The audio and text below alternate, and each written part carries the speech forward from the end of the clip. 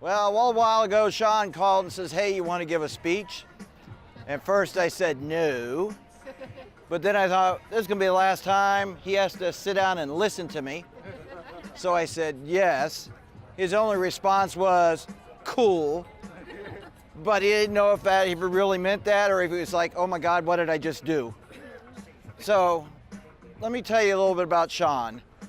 Oh yeah, I was told I can't tell any stories because I have some really good ones, but I will share one thing with you. This is probably my favorite picture. See if you can figure out which one is Sean.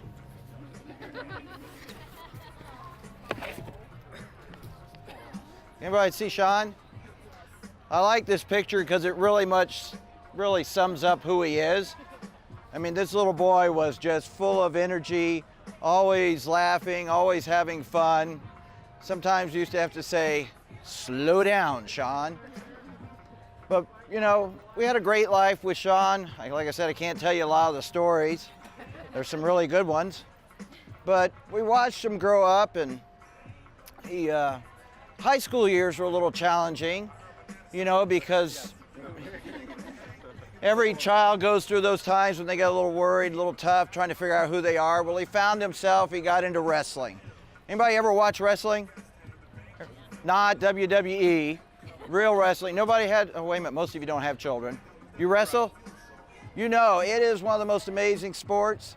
For 6 minutes, 3 2-minute rounds are out there on the mat. It's a cardiac roller coaster. I'm serious, because 1 minute your child is on the ground, got the other person pinned, almost got the shoulder down, you're screaming, you're yelling, and in seconds, there's a reversal. Then your son's on the bottom, you're screaming, keep your arm up, you're counting the clock down to him, and then it's just crazy. But anyway, Sean grew up, we watched him grow from a little boy to a young man, and then he gave us that first, hey, I'm moving out. Yes. So, no, and I'm like, hey, I'm raising boys. Boys are awesome. I mean, they're easy to raise. We build things, we play in the mud, we get dirty, we wrestle, we fight, we play war games, we do it all.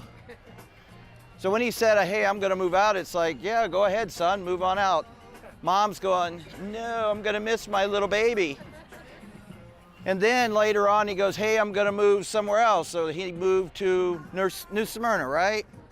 That was awesome. Mom's going, no, now I won't see him as much. And then he moved to Vegas. That was the worst one for Mom, because then she couldn't see him or talk to him hardly at all. Well, Sean, I was a little worried when I went out there because he was a pretty tough character. Those of you were in wrestling, you know, they come out there, they circle the mat, they got this tough look on, they get down for the match, they're like this, they're staring at one another. That was Sean, and I thought, man, if I could think of anything to describe Sean when he went to Vegas, he was a rock. No one was gonna break through that crust of his. I thought, man, if he ever found a girl, she was gonna have to be pretty tough to get through that. So we didn't know he found a girl. The only way we knew is Liette, his sister, started going, hey, it was kind of. So the first time we met Jackie, we were in Hawaii. They came over to visit. Well, she's a pretty cute girl. Let's see how long this lasts. And then we saw her again. We came to Vegas and we came out to visit. And we got to see him again. That was pretty cool. Well, every year for Thanksgiving, we have about 30 of us that go camping for a week. They said they wanted to come camping. I'm like, this is gonna be pretty cool. Coming to Florida, camping in a tent for a week, no real makeup, fire, smelling like smoke. I'm really gonna get to see them. Let me tell you something. I never laughed so much in my life. I smiled because I sent a rock to Vegas. Oh God. This is what I got back. This is what Jackie did to Sean. This is your, hey, it matches your dress. There's your memento. But it's true. So, I mean, that's okay, I understand that. But I mean, I laugh, you know, so I have a nickname for you. If I keep it in the Marvel DC comic book, you're S squared. If I put it in the Lord of the Rings, because I know you've watched all this stuff, right? I call you the Slayer of Sean. So, that's the first part. Now we're moving on. You're going to the wedding tomorrow, right? Everyone goes to a wedding. These are our friends. My dad's giving a speech. It's okay, come on in. So we all go to a wedding. We love the wedding. The bride comes in. We watch them march down the aisle. Stands over, and you know what's going through their mind. I know what went through hers. Please, don't let me trip. Hope I remember the words. Don't let me have gas. You know, all that. That was her going down the aisle. And then, of course, the groom standing up there going, God, I hope I remember what I'm supposed to say. How am I supposed to kiss her? What am I supposed to do? All that stuff. And then we wait for the last moment when they say, I now pronounce you man and wife. You may kiss the bride. And then the music plays and they walk out. But something else happened there that most of you probably miss. Somebody rewind the wedding. Let's go all the way back to where they're coming down the aisle. When they go down the aisle, it's the father and the daughter. When they get down at the end, there's usually a couple words said. Mike, you're the father of the bride.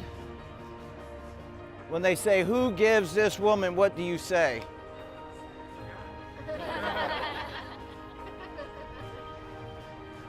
Come on, you know the line. What is it? That's right. There's something emotional that happens there. You see, since she was a little girl, that's been the #1 man in her life. Phone calls, there when you rode your bike, when you went away to college. I bet you still call him every day, don't you? Literally every day. I know, I just talked to him. So, you see, every man, every suitor that's come to the door has been held up to that template, to that measuring stick, to that mold of the Father. And at that moment when he says, I do, I give her away, he abdicates his throne. He steps away. He's no longer the #1 in her life. It's this man. So, Mike, the best thing I could do for my son is to stand here and be a character witness. I know you hire a lot of people, so you know what that is. We've raised him, known him for 36 years. I know you're only 35. Is that what you just said? No, I said I might try. Yeah. But, because we've been talking to you even before you were born, we were talking to you. But I want you to know we know him. We watch him grow from this little boy right here into a young man. We know his character. You don't have to worry, that's a good man. And I want you to know that he will protect and defend her honor and character all his life. It's the best I can do for you, Sean. Thank you, everyone.